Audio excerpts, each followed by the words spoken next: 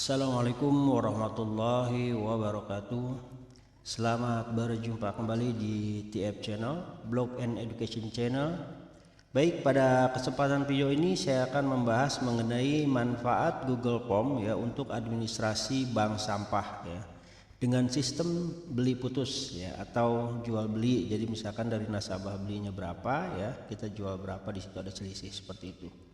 Kenapa saya bikin sistem yang beli putus ya, karena memang yang sebelumnya saya sudah bikin yaitu sistemnya bagi hasil ya dengan antara nasabah dan bank sampah ya, sehingga ketika harga naik maka nasabah pun ikut naik ya. Cuman persentasenya untuk nasabah 60% dan untuk pengurusan itu 40%, seperti itu sebagai pengelola. Baik, dalam video ini saya akan jelaskan ya sistem kerja dan tahap demi tahap dalam pembuatan administrasi bank sampah ini ya, gimana mudah-mudahan bermanfaat ya buat para rekan-rekan penggiat lingkungan ya, yang khususnya bergerak di bidang bank sampah ya, yang berada di KRL ya, kampung ramah lingkungan ya, di desa masing-masing ya. Dan ini saya persembahkan ya mungkin sebagai sumbangsih ya saya untuk pembangunan ya Kabupaten Bogor ya, khususnya untuk pengelolaan sampah ya. Oke, apa saja sih yang harus disiapkan dan bagaimana sistem kerjanya ya, kita akan bahas di dalam video ini ya, sampai nanti ke tahapan pembuatan sistemnya ya. Nah, sistem kerja atau cara kerja dari sistem administrasi bank sampah ini ya, ada beberapa ya yang dilakukan secara manual, namun ada beberapa yang dilakukan secara otomatis ya atau tidak perlu diolah secara manual ya. Nah, ini kita lihat ya. Yang pertama di sini ada proses nanti pendaftaran nasabah ya. Pendaftaran nasabah ini ya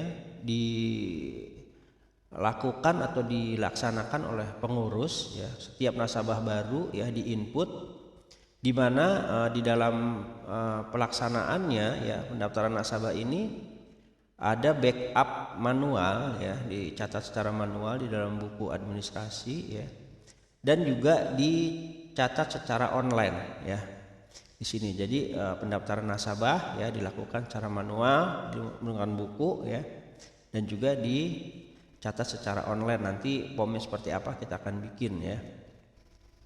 Terus selanjutnya ya di sini ada di dalam bank sampah tentunya ada sistem pembelian ya, karena tadi jual putus ya, di sini adalah pembelian atau penerimaan sampah dari warga ya. Ini juga sama ya, kita catat secara manual ya, buku manualnya. Karena kenapa manual tetap ada ya? Ini untuk membackup ya jika ada transaksi yang salah input seperti itu ya. Nah, selain manual ya, selanjutnya juga akan diinput di form pembelian ya. Mungkin nanti gambarannya isinya misalkan nama nasabahnya siapa ya, beratnya berapa, dan harga belinya berapa begitu ya. Nah, ini diinput juga secara manual dan secara sistem nanti ya di Google Form. Terus selanjutnya ya ada transaksi penjualan ya. Transaksi penjualan ini biasanya ke pengepul ya, atau mungkin dikumpulkan langsung ya ke bank sampah pusat ya yang dikelola oleh DLH ya. Ini bebas ya, nanti diinput juga ya di form penjualan ya. Nah, inputan ini juga nanti ya secara manual saja ya, dan online ya di Google form penjualan ya. Tujuannya apa? Nanti supaya sistem bisa mengolah ya, ketika dari inputan manual ini nanti sistem mengolah secara otomatis. Terus selanjutnya ini adalah pemasukan dan pengeluaran kas ya. Nah, ini pemasukan dan pengeluaran kas ya, untuk mencatat transaksi yang pemasukan selain penjualan ya. Jadi pemasukan selain penjualan sampah ya, misalkan penjualan buku tabungan ya, itu administrasi. Nah, ini masuknya di sini aja ya pemasukan, karena itu nanti akan menjadi pendapatan khusus ya, yaitu pendapatan administrasi ya. Terus dan juga mencatat pengeluaran kas ya di sini. Jadi nanti POM ini untuk mencatat pemasukan ya uang, tetapi bukan dari penjualan. Kalau misalkan dari penjualan nanti otomatis di sini dicatatnya ya. Dan pengeluaran kas, misalkan pengeluaran operasional ya, pembayaran ke nasabah nanti ya, seperti itu ya. Misalkan setahun sekali atau misalkan cash and carry, setiap store langsung dibayar ya. Nah ini nanti dicatat di sini ya. Untuk pelaksanaannya bebas ya, apakah langsung cash and carry atau nanti per bulan ataupun per tahun ya, itu diserahkan ke masing-masing manajemen bank sampah ya. Nah, data-data ini ya yang di input secara manual ya akan masuk ke dalam Google Sheet ya di sini ya, di Google Drive ya, yang akan diolah ya nanti secara otomatis ya, tentunya secara otomatis, dan akan menghasilkan report ya. Nah, reportnya nanti ini kita bahas ya. Namun dari data-data manual ini ya, kita memasukkan data baku ya, beberapa di sheet ya. Salah satunya adalah kode sampah ya. Kalau data nasabah nanti ini otomatis ketika diinput di sini dia akan terisi. Jadi ini akan diinput di manual ini ya. Dia akan tersimpan di sini ya. Dan dia akan bertambah terus ketika ada penginputan di sini ya. Nah, untuk kode bank sampah ini harus ditetapkan ya, kodenya. Jadi tidak boleh berubah-ubah karena ini akan menjadi kunci untuk pengolahan di sistem nanti ya. Nah, kode bank sampah ini bisa kita ambil yang dari bank sampah pusat ya. Kodenya dan keterangannya saja ya, kode dan nama saja, dan satuan unitnya itu yang kita perlukan. Ya, fungsinya nanti untuk mengkalkulasi jumlah yang diterima dan yang dijual, seperti itu.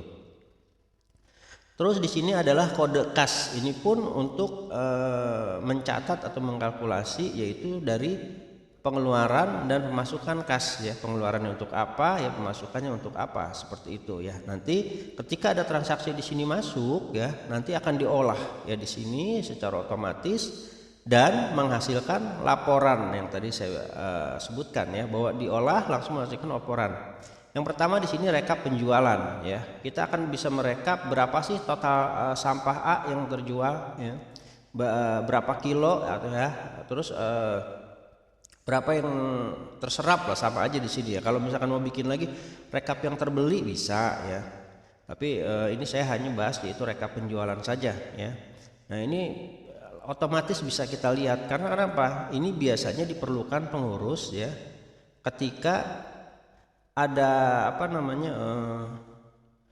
penilaian atau kunjungan ya dari dinas terkait ya, untuk menanyakan berapa sampah yang sudah terserap, seperti itu ya. Nah, ini kalau misalkan kita lakukan secara manual ya, berarti kita harus merekap ya, dari data manual ya. Bayangkan kalau misalkan datangnya dadakan sehari 2 hari ya, sedangkan kita sudah berjalan misalkan 1 tahun 2 tahun gitu ya, agak ribet juga ya. Nah, dengan sistem ini kita akan memudahkan rekap penjualan, otomatis akan di report di sini ya. Kita tinggal lihat nanti ya, yang akan bila bisa dikatakan operator lah ya, yang mengontrol, dia bisa melihat ini ya. Kalau pengurus yang lain pelaksana di sini tidak ya, tapi dia bisa melihat ini dan bisa di-download dan bisa dipublikasikan gitu ya untuk transparansi. Terus selanjutnya ya, di sini juga ya ada laporan rugi laba ya. Rugi laba itu artinya sebenarnya laporan pemasukan dan pengeluaran uang ya. Nah, nanti di sini ya bisa mengukur ya apakah bank sampah ini untung atau rugi ya dalam mengelola sampah ya.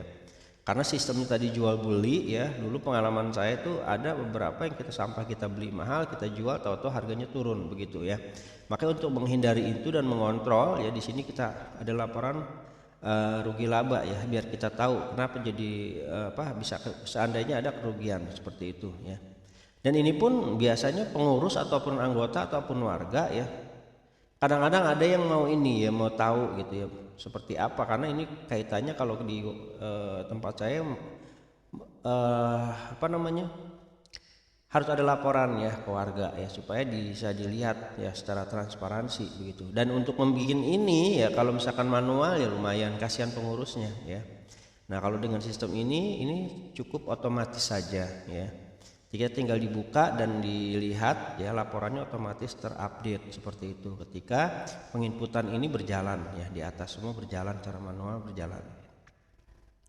Terus salah satunya ya ini fitur terbaru ya, yaitu cek saldo online ya. Cek saldo online artinya ya nasabah bisa mengetahui berapa total saldo tabungan sampahnya ya dan rupiahnya ya. Nah, di sini bisa dicek melalui WA ya atau WhatsApp ya. Nanti si pengurus atau si PIC yang mengontrol inilah yang nanti ketika terjadi pembelian ya atau penjualan harus diupdate ya, sinkronize ya terhadap datanya. Dan nanti si nasabah bisa cek ya. Ketika mengecek saldo, dia otomatis bisa lihat di WA-nya ya, di handphone masing-masing ya. Nah, itulah kira-kira ya sistem kerja dari pemanfaatan Google Form ya untuk pengelolaan bank sampah ya. Nah, sampai di sini ya mudah-mudahan bisa dipahami ya. Yang selanjutnya yaitu kita akan butuh persiapan ya ketika ingin mengaplikasikan ini ya atau ingin membuat sistem ini ya, kita harus ada beberapa yang harus disiapkan ya. Ini yang pertama yaitu tentunya manpower ya. Yang manpower di sini ya tugas inti ya, saya sebut ya karena memang ini yang sistem itu akan berjalan kalau misalnya tugas inti ini melaksanakan semua kegiatan dari flow proses tadi di atas ya. Yang pertama di sini ya yaitu pelaksana harian bank sampah ini yang tugasnya menerima ya, mencatat ya semua pengeluaran, penerimaan, penjualan ya bank sampah secara manual dan ke Google Form ya. Nah, di sini bisa dilakukan oleh ibu-ibu ya ataupun misalkan karang taruna yang mempunyai banyak waktu luang ya. Nah, selanjutnya di sini yaitu petugas kontrol sistem bank sampah. Nah, inilah bisa dikatakan operator ya yang nanti bisa login ya melalui email di Google Drive-nya ya dan membuka laporan-laporan yang memang diperlukan atau mengontrol ya jika dalam pelaksanaan ini ya misalkan pencatatan penjualan atau pembelian ada kesalahan ya, misalkan kesalahan input jumlah kilonya ya atau jumlah satuannya atau jumlah angkanya gitu ya. Nah, inilah nanti si petugas PIC ini yang mengontrol ya, yang membetulkan jika terjadi kesalahan-kesalahan seperti itu. Nah, secara manpower ya ini ya ada dua petugas yang memang harus inti ya. Untuk jumlahnya pelaksana harian ini bisa beberapa orang ya, penimbang ya, penyortir, mencatat ya, bisa 3 orang minimal ya. Untuk petugas kontrol ini sebenarnya cukup 1 orang ya. Bahkan kalau misalkan ketua atau pengurus, salah satu pengurus, bendahara ataupun siapapun yang mengerti ini ya udah cukup jadi petugas kontrol ini ya, begitu. Nah, selanjutnya ya setelah ada petugasnya, ada manpowernya, barulah kita siapkan yaitu untuk membuat POM ya. Nah, untuk langkah 2 dan ketiga nanti ya ini hanya dilakukan sekali pada setup awal saja ya. Pada setup awal ya dibuatkan. Nah, setelah selanjutnya sudah tidak berjalan lagi ya, tidak usah bikin-bikin lagi karena ini hanya sekali bikinnya.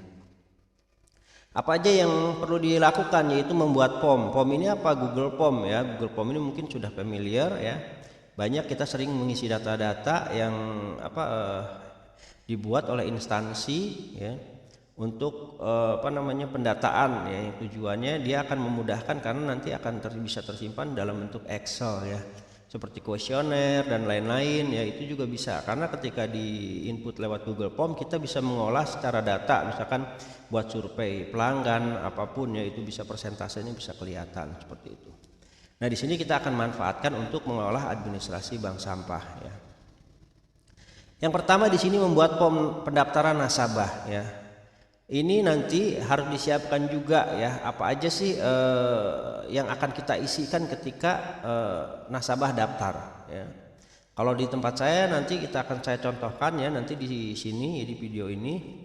Yang pertama paling nama ya, terus nomor handphone ya, terus alamat ya, Terus nomor handphone, alamat, ya bisa nomor KTP, bebas lah ya. Yang jelas nanti di sini bisa kita ambil salah satu keyword ya, atau apa namanya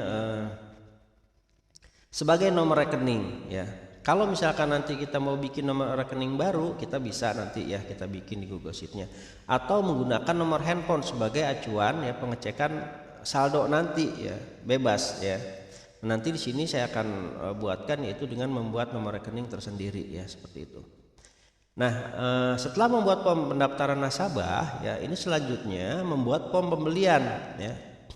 Membuat form pembelian ini ya, fungsinya tadi untuk mencatat semua pembelian dari nasabah ya, dan ini pun harus disiapkan ya, kira-kira apa saja ya item yang diinput ya. Biasanya nama ya, nomor rekening ya, nomor rekening itu penting karena nanti sebagai key-nya ya, sebagai kunci ya, nomor rekening, terus jumlah kilonya berapa ya, terus jumlah rupiahnya berapa ya. Lalu di input itu minimal itu ya, di input. Oh, sama kode ya, kode sampahnya ya. Kode sampahnya apa yang dijual ya, baru di input di situ ya. Nah, ini untuk form pembelian. Nah, untuk selanjutnya yaitu membuat form penjualan ya. Membuat form penjualan tidak begitu jauh ya. Bedanya kalau di sini nama ya, tidak perlu nomor rekening ya, nama pembeli ya. Jadi nama pembeli nanti dibebaskan siapa yang mau beli ya. Misalkan di ke Bank Sampah Pusat ya, nanti di situ ya berarti namanya Bank Sampah Pusat ya. Terus jumlah ya, kode sampahnya dulu apa yang dijual ya, dan jumlahnya berapa ya, dan harga jualnya berapa di situ ya. Baru di situ ada juga penerima ya, penerima maksudnya yang menjualnya siapa ya, nanti dicatat di form ini yang harus mencakup itu ya, supaya memudahkan penelusuran ketika terjadi problem atau ada masalah ya. Nah, setelah form penjualan ya, selanjutnya membuat form pemasukan dan pengeluaran kas ya. Nah, pemasukan tadi yaitu pemasukan uang kas selain dari penjualan dari bank sampah ya, hasil sampahnya ya, seperti misalkan penjualan buku tabungan ya, biaya administrasi lah ibaratnya ya, yang memang harus diganti oleh nasabah ya, untuk kepentingan operasional bank sampah ya. Dan pengeluaran kas, kalau pengeluaran kas semuanya ya itu di sini, misalkan biaya konsumsi ya, pengeluaran pembayaran ke apalagi ya, misalkan pembelian ATK dan lain-lain, seperti itu di input di sini ya. Nah, inilah untuk langkah untuk membuat form. Jadi ada 4 form yang harus dibuat ya. Nah, selanjutnya ya, yang ketiga ya, langkah ketiga yaitu membuat Google Sheet ya. Membuat Google Sheet ini ya, yang pertama membuat kode bank sampah ya. Jadi di dalam sheet ini ya, satu sheet kita buat khusus kode bank sampah ya, karena ini tujuannya untuk mengelola ya, mengakumulasi ya data-data penjualan dan pembelian ya, dan seluruh juga rekap ya. Nanti ini sangat penting sekali ya kode ini ya, dan ini tidak boleh dirubah-rubah ya ketika ditentukan kodenya seperti itu ya. Misalkan A1 ya, seperti Bank Sampah Pusat misalkan pet warna gitu kan, atau bening, nah itu udah harus baku seperti itu ya. Terus selanjutnya ya, yaitu membuat kode pengeluaran ya. Kode pengeluaran ya, misalkan 100 ya, misalkan pengeluaran biaya konsumsi, 200 biaya ATK ya. Nah, itu kira-kira seperti itu ya. Pemasukan pun juga sama ya. Masukan misalkan berapa ya, 300 misalkan ya. Ini kodenya bebas ya. Ini saya tidak mengacu ke sistem akuntansi ya, karena memang kita ambil intinya saja ya, tidak ada proses jurnal, tidak ada proses buku besar dan worksheet, tidak ada ya. Jadi kita langsung ya. Nah, ini pemasukan kas juga nanti paling pendapatan lain-lain ya, dan pendapatan penjualan, misalkan pendapatan administrasi boleh ya, bebas. Kalau misalkan di pendapatan lain-lain aja yo nggak masalah ya. Nanti realnya kita lihat di dalam pembuatan form ya. Terus selanjutnya yaitu membuat rekap penjualan ya. Nah, ini kita menambahkan sheet baru ya, mengambil ya data-data dari transaksi-transaksi yang tadi 4 form tersebut ya, dari penjualan khususnya di situ ya, nanti namanya siapa, kodenya siapa, barangnya apa, ada total jualnya berapa ya. Itu lebih jelasnya kita akan bahas di pembuatan Google Form-nya ya, dan Google Sheet-nya nanti kita akan bahas. Terus juga buat sheet baru ya, yaitu laporan rugi laba ya, di mana di sini dia akan mengolah secara otomatis ya pendapatan ya dikurangi biaya-biaya ya atau pengeluaran ya, pendapatan dikurangi pembelian ya dikurangi biaya-biaya, dan ini labanya berapa atau sisanya berapa, di sini akan diolah secara otomatis ya. Jadi sekali lagi si admin atau petugas ataupun pengurus tidak perlu repot-repot membuat laporan ketika dibutuhkan. Terus selanjutnya ya, yang kelima di sini ya, membuat laporan saldo online via WhatsApp ya. Nah, ini kita akan membuat ya sheet khusus ya untuk membuat jawaban otomatis ya ketika si nasabah kita mengetikkan keywordnya ya, misalkan saldo ya hashtag nomor rekening ya, nanti dia akan otomatis menjawab via WA. Nah, ini kita harus buatkan sheet tersendiri ya, perintahnya apa dan jawabannya apa. Nah, sampai di sini nanti kita akan selesai ya, dan otomatis ya tinggal menunggu ketika terjadi transaksi. Sekali lagi si operator hanya mengontrol ya proses transaksi saja ya, jika terjadi kesalahan baru ada perbaikan ya. Nah, nanti kita lanjutkan ya videonya langsung teknis pembuatan ya. Ini saya gambarannya dulu ya untuk cara atau sistem membuat sistem administrasi bank sampah dengan menggunakan Google Form. Oke, begitu saja ya untuk penjelasannya, mudah-mudahan nanti bermanfaat ya. Nanti akan dilanjutkan ke video part 2 ya, yaitu langsung ke teknis pembuatan Google Form-nya ya, pembuatan sistemnya. Oke, itu saja dari saya, kurang lebihnya mohon dimaaf. Wassalamualaikum warahmatullahi wabarakatuh.